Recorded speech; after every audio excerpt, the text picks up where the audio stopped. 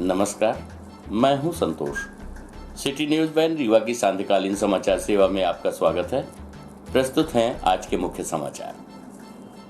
नवागत SP Navneet Bhasin ने पदभार किया ग्रहण, बताई अपनी प्राथमिकताएं। हरियाणा से बरामद हुई नाबालिग किशोरी, आरोपी गिरफ्तार, पुलिस कर रही है जांच। गुंडागर्दी का एक और वीडियो हुआ वायरल, पुलिस ने 3 नामजद सहित 4 पर किया मामला दर्ज। खबरें अब विस्तार से। नवागत एसपी नवनीत भसीन ने सोमवार को रीवा पहुंचकर जिले के कप्तान के रूप में अपना कार्यभार संभाल लिया है। इस मौके पर मीडिया के सामने उन्होंने अपनी प्राथमिकताएं भी बताई। ये भी कहा कि रीवा के बारे में वो पहले से काफी कुछ जानते हैं, ये मेरे लिए नया जिला नहीं है। आपको बता दें, पदभार ग्रहण करने के बाद मीडिया से मुखातिब एसपी भसीन ने कहा कि कानून व्यवस्था को लेकर जिले की जो भी प्राथमिकताएं होंगी उन पर अमल होगा। स्थानीय जनप्रतिनिधियों और अन्य विभागों के अधिकारियों तथा जिले के नागरिकों से राय मशविरा भी किया जाएगा। बताया गया कि कानून व्यवस्था कायम रखने के लिए जो भी चुनौतियां सामने आएंगी उनसे बखूबी निपटा जाएगा। अपराध नियंत्रण एवं सामाजिक बुराई को दूर करने के लिए जो भी सूचना मिलेगी उस पर पुलिस तत्काल कार्यवाही करेगी। हम आपको बता दें कि 2009 बैच के आईपीएस भसीन ने बताया कि पुलिस अफसर के रूप में वो पड़ोसी जिले सीधी में अपनी सेवाएं दे चुके हैं। ऐसे में यहाँ की भौगोलिक स्थिति से वो बखूबी वाकिफ हैं। आपको बता दें कि शनिवार देर रात मध्य प्रदेश में आईएएस आईपीएस के बड़े पैमाने पर तबादले हुए थे, जिसमें रीवा के एसपी और आईजी का भी तबादला हुआ है। बता दें कि प्रदेश शासन स्तर से हुए तबादलों के तहत रीवा एसपी राकेश सिंह का ग्वालियर तबादला किया गया है, जबकि भोपाल में पदस्थ नवनीत भसीन को रीवा का कप्तान बनाया गया है। वहीं आईजी उमेश जोगा को जबलपुर के लिए तबादला हुआ है, जबकि बालाघाट एडीजीपी केपी वेंकटेश्वर राव को रीवा रेंज का आईजी बनाया गया है। वहीं इस दौरान बातचीत में नवागत एसपी ने बताया कि 2013 से प्रदेश में लागू हुए एनडीपीएस एक्ट पर पूरा फोकस होगा। हम नशे के सौदागरों को छोड़ेंगे नहीं। अवैध शराब, गांजा, नशीली कफ सिरप के खिलाफ कार्यवाही जारी रहेगी। ये कार्य तब संभव होगा जब आम जनता से लेकर मीडिया, प्रशासन और राजनीतिक दल के लोग मदद करेंगे। ऐसे में कुछ भी बोलने से पहले जिले को समझना जरूरी है। आइए सुनते हैं नवागत एसपी नवनीत भसीन से प्राप्त जानकारी के अंश। अभी मैंने आज ज्वाइन किया है और रीवा में जितने भी माननीय जनप्रतिनिधिगण हैं, जिला प्रशासन है, नगर निगम है, पत्रकार बंधु हैं और आम जनता के बीच से भी जो लोग पुलिस से संपर्क संवाद रख के अपनी बात रखना चाहते हैं, उसके पश्चात ही जिले में यहाँ के लोगों की प्राथमिकताओं के अनुसार क्या समस्या है, क्या चैलेंज है, उस पर काम शुरू किया जाएगा। और मैं आप लोगों से पहली मुलाकात में कहना चाहता हूँ कि पुलिस डिपार्टमेंट और पत्रकार बंधु आपस में जब मिलकर काम करते हैं तो रिज़ल्ट बहुत अच्छे भी आते हैं और जल्दी भी आते हैं, क्योंकि आप लोगों के पास जो महत्वपूर्ण सूचनाएं, जानकारी हैं वो हम तक अगर समय तक पहुँचें तो हम लोग उस पर रिस्पॉन्ड भी फास्ट करेंगे और मिलकर प्रयास करेंगे तो काफ़ी अच्छे परिणाम अतिशीघ्र हम लोग देंगे। रीवा नशे का एक हब बन चुका है। कोरेक्स से गांजा काफ़ी मात्रा में, कार्रवाइयाँ भी बहुत हुई हैं, तो इसके आगे किस तरह से क्या योजना रहेगी, कैसे कार्रवाई करेंगे? मैंने शुरुआत में आप लोगों को बताया था कि मैं सभी सम्मानित जनप्रतिनिधियों से मिलकर जिला प्रशासन, नगर निगम, सभी डिपार्टमेंट प्लस मीडिया के सभी पत्रकार बंधु प्लस आम जनता के बीच से लोग सूचना देने में इच्छुक रहते हैं, सबके साथ मिलकर काम करने में यकीन रखता हूँ। पूर्व में मेरी सीधी जिले में पदस्थापना के दौरान सबसे पहले कोरेक्स पर कार्रवाई, जहाँ तक मैं याद कर पा रहा हूँ, हमने शुरुआत की थी। एनडीपीएस एक्ट सबसे पहले तभी लगाया गया था 2013 में। और जैसा आप बता रहे हैं कि यहाँ समस्या भी है, तो जितना इन्फॉर्मेशन आप लोग देंगे और हमारा डिपार्टमेंट में भी जिन लोगों के पास जानकारी होगी उसके पश्चात हम लोग उस पर कड़ी कार्रवाई करेंगे। जिले में अपराधियों के खौफनाक वारदात के वीडियो सोशल मीडिया में वायरल हो रहे हैं, जिससे अपराधी खौफनाक वारदात को अंजाम देते हुए साफ तौर पर देखे जा सकते हैं। आपको बता दें कि अमैया थाना क्षेत्र अंतर्गत एक बार फिर मारपीट का एक वीडियो वायरल हुआ है, जिसमें 4 नकाबपोश युवक आते हैं और बाइक से जा रहे युवक पर हमला कर देते हैं, जिसमें युवक नीचे गिर जाता है और किसी कदर अपनी जान बचाकर मौके से भाग जाता है। इसके बाद अपराधियों ने युवक की बाइक पर जमकर तोड़फोड़ कर बाइक को क्षतिग्रस्त कर दी। आपको बता दें कि घटना बीते माह 23 अगस्त की है। पीटीएस चौराहे के पास पुराने विवाद के चलते 4 नकाबपोश युवक आते हैं और बाइक से जा रहे युवक पर हमला कर देते हैं, जिसमें चोट लगने से युवक जमीन पर गिर जाता है और मौके से भाग जाता है। फिर गुस्साए अपराधियों ने युवक के बाइक में जमकर तोड़फोड़ की, जिसका वीडियो अब सोशल मीडिया में वायरल हो रहा है। ये वीडियो 23 अगस्त का है, जिसमें वायरल वीडियो के आधार पर पुलिस ने फरियादी विनीत सिंह की शिकायत पर 4 के खिलाफ अपराध पंजीबद्ध कर लिया है और आरोपियों की तलाश में जुट गई है।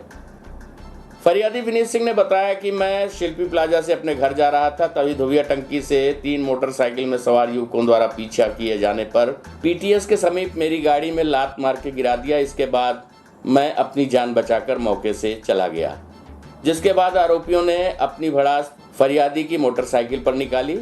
बताया जा रहा है कि पूर्व में भी रवि मिश्रा, शुभम पाठक, शिवम पाठक के द्वारा मारपीट जैसी घटनाओं को अंजाम दिया जा चुका है, जिसकी शिकायत पुलिस से की गई थी। वहीं हाल ही में हुए विवाद में पुराने विवाद की बातें भी सामने आई हैं। फिलहाल अमहिया पुलिस ने मामला दर्ज कर आरोपियों की तलाश में जुट गई है। आइए सुनते हैं घटना के संबंध में विनीत सिंह फरियादी एवं अमहिया थाना प्रभारी शिवा अग्रवाल से प्राप्त जानकारी क्या। मेरा नाम विनीत सिंह है। 23 अगस्त को शाम टाइम मैं शिल्पी प्लाजा से अपने घर जा रहा था। धोबिया टंकी से मेरी 3 बाइक पीछा करने लगी। जब मैं पीटीएस देसी हवेली के पास पहुंचा तो चलती बाइक में मुझे डंडे से मार दिए, जिससे मैं तुरंत गिर गया। मेरे खून चलने लगा। वहाँ पे देखा मैं बहुत सारे लड़के हैं, तो फिर मैं वहाँ से अपनी जान बचाकर भाग दिया।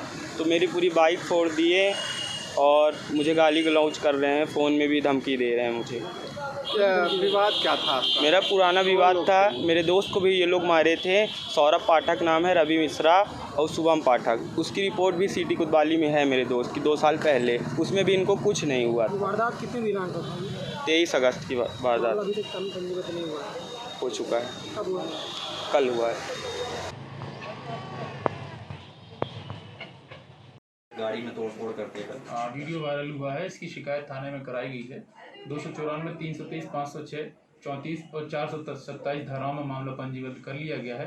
आरोपी नामजद है, तलाश की जा रही, तत्काल गिरफ्तारी करके अग्रिम कार्रवाई की जाए। क्या कुछ सामने आया कि किसके द्वारा शिकायत? मामला ये पुराना बता रहे हैं और आपसी, चूंकि बता रहे हैं ऐसा कि पहले साथ में रहते थे ये लोग और आपस में किसी चीज़ को लेकर विवाद हुआ है और फिर ये तोड़फोड़ की गई है। तो इसमें कोई पुरानी रंजिश तो नहीं सामने आई है, आपसी ही विवाद है और जो साथ उठने बैठने वाले लड़के थे उन्हीं के द्वारा ये घटना की गई। सर कितने आरोपी बनाए गए हैं? लगभग 4 आरोपी हैं, इसमें 3 नामजद हैं। त्योथर में 24 घंटे बाद समाप्त हुआ किसानों का प्रदर्शन। ऊर्जा विभाग के प्रमुख सचिव से की मुलाकात।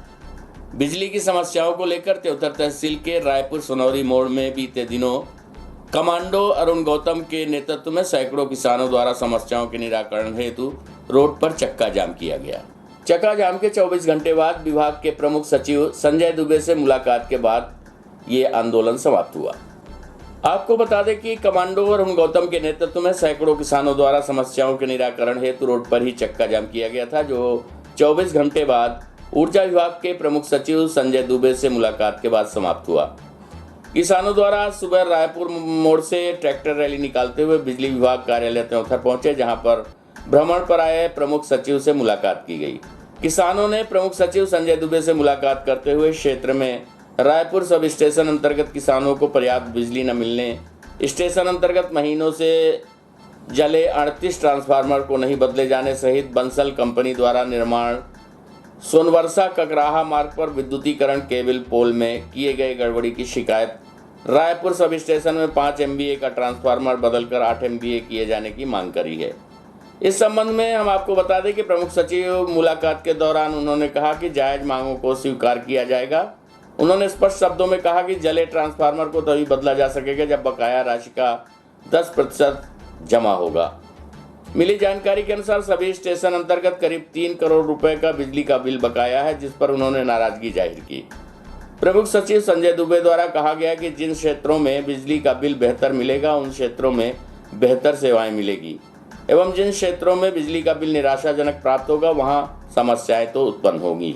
किसानों द्वारा पिछले 24 घंटे से जारी प्रदर्शन के दौरान आज जब वह बिजली विभाग कार्यालय त्योथर पहुंचे तो अव्यवस्था न बिगड़े, इसके लिए SDOP समरजीत सिंह के नेतृत्व में सोहागी, चाकघाट, जनेह, पनवार, डभौरा, अतरैला सहित कई थानों की पुलिस बल मौजूद रही एवं SDOP समरजीत सिंह के सूझबूझ से किसानों का आंदोलन शांतिपूर्ण संपन्न हुआ। प्रस्तुत है त्योथर सुशील कुमार यादव। कमांडो अरुण कुमार गौतम और एसडीओपी समरजीत सिंह से प्राप्त जानकारी के अंश।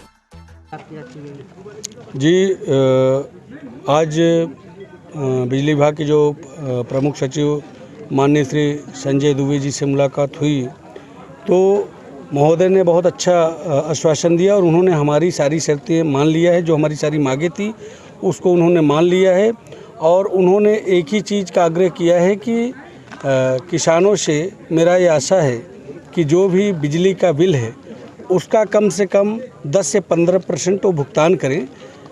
उनको 20 घंटे नहीं 24 घंटे लाइट दी जाएगी, परंतु इसमें वो कॉपरेट करें। तो मैं महोदय से आग्रह किया हूं कि मैं उनको आश्वासन भी दिया हूं कि यदि किसान ऐसा नहीं करता तो जो भी बिजली का बिल होगा 10 लाख 20 लाख वो एक बार मैं दे देता हूं। इसके बाद किसानों से हर बार के लिए जैसे जिस फीडर का है उसको मैं खुद वसूली करवाऊंगा, हमारी टीम वसूली करवाएगी और ले जाकर के बिजली विभाग में उनके नाम पर जो होगा उसको जमा करवाएगी। परंतु हमको 24 घंटे बिजली दिया जाए, जले हुए ट्रांसफार्मर बदले जाए, ऐसा करके उन्होंने हमारी मांगे जो है माने हैं। मेंटेनेंस की भी बात हमने कहा है और मेंटेनेंस में भी उन्होंने कहा है कि आपकी पूरी मदद की जाएगी और मेंटेनेंस इसको तत्काल करवाया जाएगा। और डी साहब को उन्होंने निर्देशित भी कर दिए हैं कि ये हमारे बारे में बताए भी कि आपके लिए कई जगह से फ़ोन आया, मुझे बड़ी प्रसन्नता हुई और मैं आपसे मिलने आया हूँ, ऐसा करके माननीय मुझे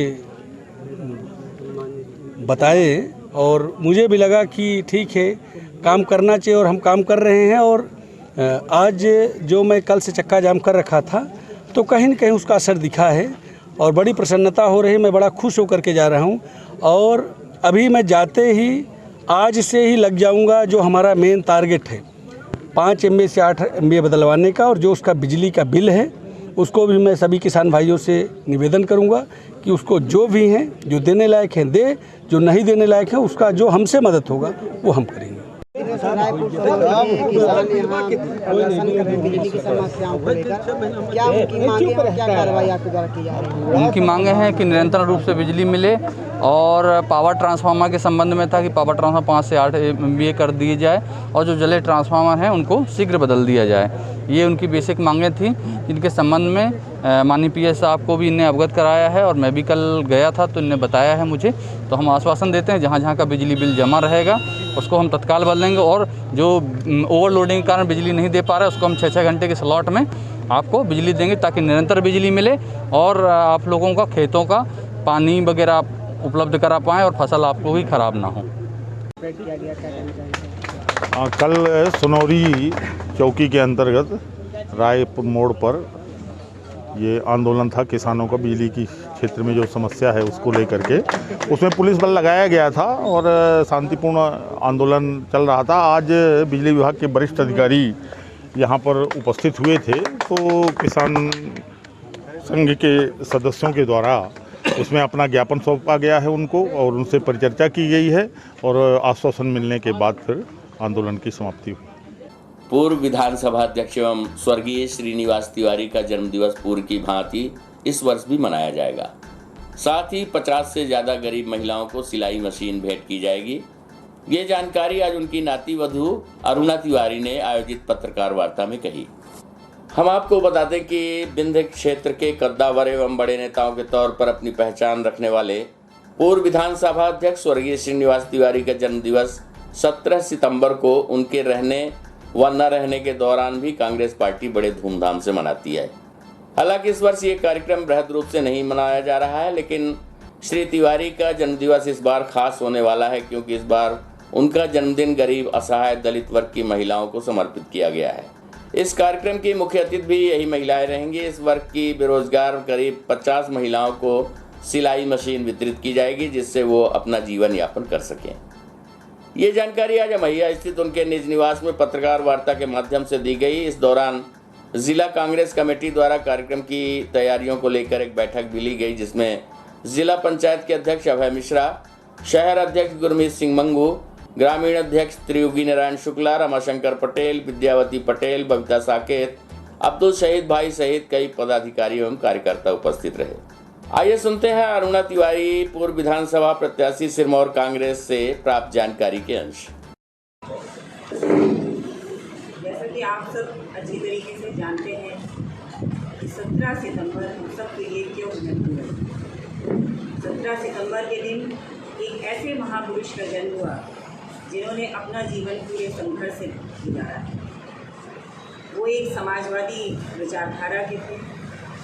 उन्हीं की आशीर्वाद से, उन्हीं के विचारों को आगे बढ़ाते हुए एक नई सोच को मैंने आगे बढ़ाने की कोशिश की। हमने देखा है कि वो कैसे चाहे किसी भी वर्ग के लोग उनके पास आएँ, उनके कार्यों को करते थे, उनकी मदद करते थे। मैंने देखा है कि पिछले 2 सालों से बहुत सारे लोग, गरीब तबके के भी लोग, हर वर्ग के लोग महंगाई से और कोरोना से पीड़ित। कोरोना के कारण जो गरीब तबके के लोग हैं, जो गांव में रहते हैं, वो तो बहुत ज़्यादा ही ग्रसित हैं, क्योंकि उनके पास उनके बेटे और पति के अलावा कोई व्यक्ति नहीं रहता जो उनके आय के साधन जुटा सके। जो उच्च वर्ग के लोग हैं उनके पास तो थोड़ी बहुत सुविधा भी होती है कि वो अपना आय का साधन जुटा सकें। इसलिए इस 17 सितंबर को उसी सोच को आगे बढ़ाते हुए यहाँ पर बैठे हुए हमारे जो सभी परिवार के सदस्य यहाँ पर बैठे हैं, अभी हम लोगों ने तय किया है इस बार 17 सितंबर के कार्यक्रम को एक नए तरीके से मनाएंगे। इस दिन ये कार्यक्रम उन गरीब तबके की महिलाओं को, जो अनुसूचित जाति, अनुसूचित जनजाति वर्ग की हैं, जो असहाय हैं, दलित वर्ग के हैं, जिनके पास कोई भी रोजगार के साधन नहीं है, उन सब के लिए समर्पित किया जाए। इसलिए उन महिलाओं को रीवा जिले के सभी विधानसभा से कुछ महिलाओं को एकत्रित करके उनको सिलाई मशीन का वितरण कराया जाए। अंत में मैं सिर्फ इतना कहूँगी कि ये हमारा जो परिवार यहाँ पर बैठा हुआ है, ये सब इसी धारणा को आगे बढ़ाने के लिए तत्पर रहेगा। और जब तक मैं जिंदा रहूँगी, आप सब लोगों को यह विश्वास दिलाती हूँ कि हर वर्ग के लोगों को, खास तौर पर जो दलित वर्ग के हैं, अनुसूचित जनजाति और अनुसूचित जाति वर्ग के हैं, उन लोगों का हमेशा जितनी मेरे से मदद हो सकेगी, मैं ये नहीं कहती कि इस बार कितनी मदद कर पाऊँगी, लेकिन आगे पूरी कोशिश करती रहूँगी कि उनकी मदद करता हूँ। धन्यवाद। 17 सितंबर एक लिमिट में नहीं बांध सकते, सीमित नहीं हो सकता, क्योंकि बाबा जी सबके बाबा जी थे, तो वो सबकी मंशा है, कोई भी कहीं भी कर सकते हैं। टाइम यहाँ का क्या हो? टाइम यहाँ का 12 बजे रहेगा। जिला कांग्रेस कमेटी हमारे बगल में ही बैठी है, तो आप तो समझ ही गए होंगे। जिला कांग्रेस कमेटी है। केवल सिलाई मशीन वितरण का है कार्यक्रम या पूरा पॉलिटिकल जैसा होता था? हाँ, बंदर पार्क में जो कार्यक्रम है बेहद नहीं हो रहा, लेकिन बाकी बंदर पार्क में जो कार्यक्रम है वो जिला कांग्रेस कमेटी के कोऑर्डिनेशन में है कि नहीं है? बंदर पार्क में जो कार्यक्रम है वो जिला कांग्रेस कमेटी के कोऑर्डिनेशन में है कि नहीं है? आप सुनिए, ये आपको नहीं पूछना चाहिए। नहीं, वो कार्यक्रम वो उनसे न पूछे, आप हमसे पूछे। नहीं तो ठीक है, आप ही बता। ये सवाल आपको हमसे करना चाहिए। मैं ये कार्यक्रम जिला कांग्रेस कमेटी साथ में कर रही है 17 सितंबर को। अभी आपसे पहले 17 सितंबर को बांधना नहीं खत्म हो जाती।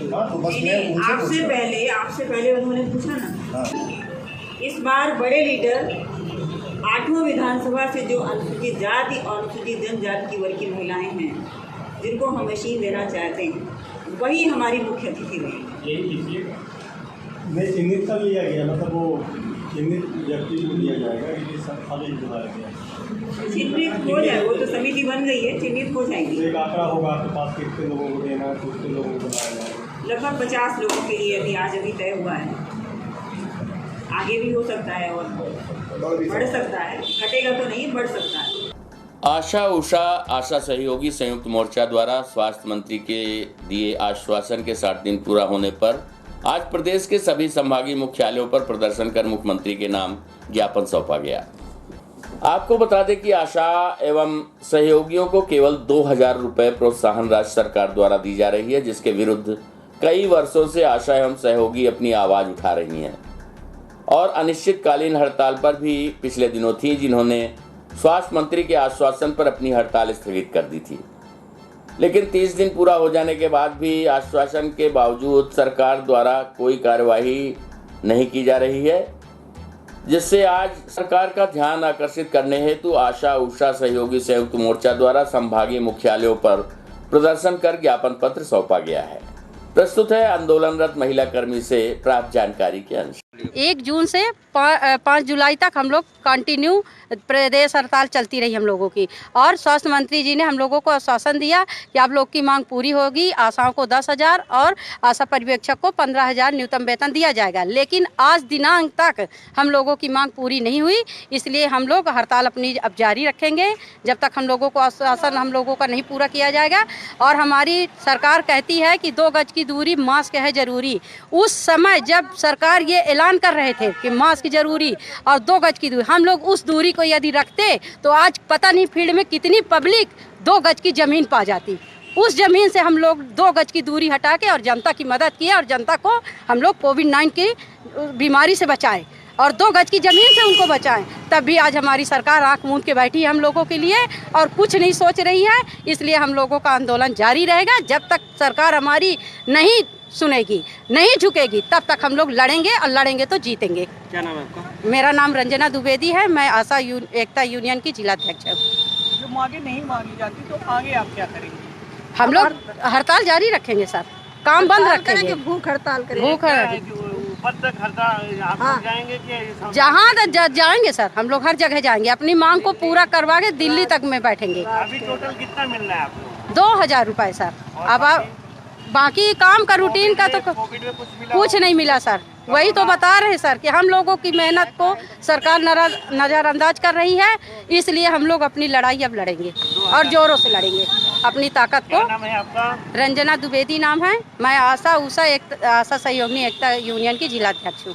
हरियाणा से बरामद हुई नाबालिग किशोरी, आरोपी हुआ गिरफ्तार, समान पुलिस कर रही है घटना की जांच। आरोपी ने पीड़ित का अपहरण कर किया था बलात्कार। आपको बता दें कि करीब माह भर पूर्व लापता हुई एक किशोरी को पुलिस ने बरामद किया है। उसका अपहरण कर बलात्कार करने वाले आरोपी को भी पुलिस ने गिरफ्तार कर लिया है, जिससे पूछताछ की जा रही है। समान थाना क्षेत्र से किशोरी 1 जुलाई को लापता हुई थी। वो अपनी बहन के साथ भाई के घर जा रही थी और रास्ते में गायब हो गई थी, जिसकी शिकायत उसकी बहन ने थाने में दर्ज कराई थी, जिस पर पुलिस लगातार उसकी तलाश में जुटी हुई थी। साइबर सेल की मदद से पुलिस ने उसके लोकेशन हरियाणा में ट्रेस किया, जिसके बाद समान थाने से पुलिस की टीम हरियाणा पहुंची और पुलिस ने सोनीपत के जरेठी से बरामद कर लिया। उसका अपहरण करने वाला आरोपी भी पुलिस के हाथ लग गया है, जिन्हें बाद में रीवा लाया गया। पीड़िता के न्यायालय में धारा 164 के तहत बयान दर्ज कराए गए, जिसमें उसने आरोपी के द्वारा पहला फुसलाकर उसे अपने साथ हरियाणा ले जाने और उसके साथ बलात्कार करने की जानकारी दी है। आरोपी लगातार उसका शारीरिक शोषण कर रहा था। पीड़िता के बयान के आधार पर पुलिस ने उसे अपहरण और बलात्कार के मामले में नामजद कर न्यायालय में पेश कर दिया है। समान थाना प्रभारी सुनील कुमार गुप्ता ने बताया कि पूरे मामले की जांच की जा रही है। पीड़िता के बयान में जो तथ्य सामने आए हैं उसके आधार पर कार्यवाही की गई है। किशोरी का मेडिकल करवाकर उसे परिजनों को सौंप दिया गया है। आइए सुनते हैं घटना के संबंध में थाना प्रभारी सुनील गुप्ता से प्राप्त जानकारी के अनुसार। 1 महीना पहले नाबालिग लड़की गुमी थी, जिस पर से 363 कायम था और जानकारी लगने पर सोनीपत हरियाणा से दस्तयाब हुई, उसे लाया गया और उसके बयान हुए, 164 के कथन हुए, जिसके आधार पर थाना में अपराध पंजीबद्ध हुआ है और वर्तमान में SC/ST और पॉक्सो एक्ट लगे होने के कारण विवेचना CSP साहब द्वारा की जा रही है। सर, ये जो लेके गया था ये कहाँ का रहने वाला है सर? ये सीधी जिला का है और गिरफ्तार करके जेल भेज दिया गया है। आज की खबरों में बस इतना ही। कल हम पुनः हाजिर होंगे कुछ नई खबरों के साथ। तब तक के लिए हमें इजाज़त दीजिए। नमस्कार।